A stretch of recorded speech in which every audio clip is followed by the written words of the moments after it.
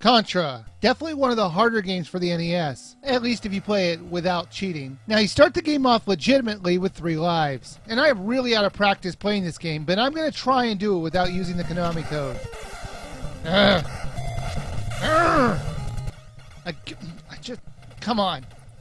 Oh!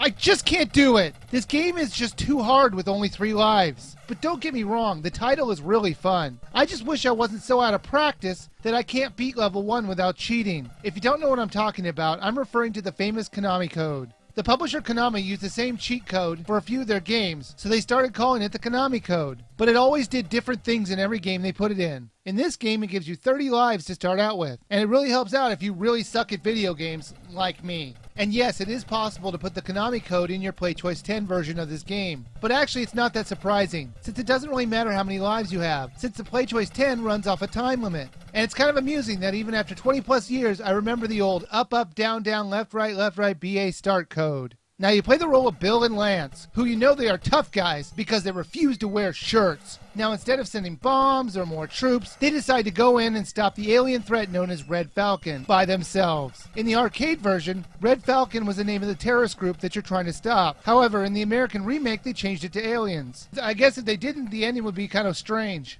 These are the strangest looking terrorists ever, with them with all their tentacles and their extra long necks. The game is a run and gun shooter for most of the levels. They have you fighting off mercenaries with machine guns in the beginning levels. But as the levels progress, the aliens come out to play, until you're finally up against the big bad alien herself.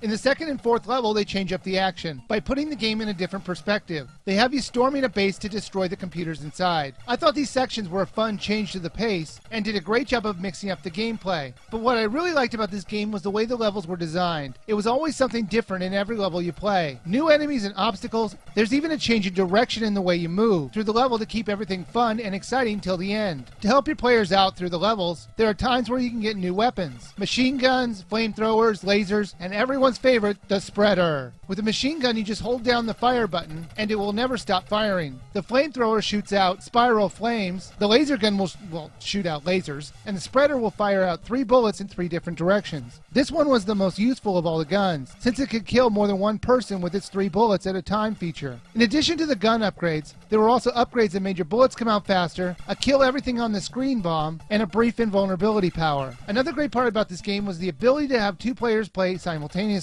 It did make the game a bit easier and a bit harder at the same time. Easier since you had an extra gun to kill people with, but harder since the first player could get so far ahead and advance the screen too far, it could kill the second player without even meaning to do it. Contra was a lot of fun back then, and it's just as much fun now. And if you ever get the chance to play it or download it off the Virtual Console when it becomes available, you should get it without question.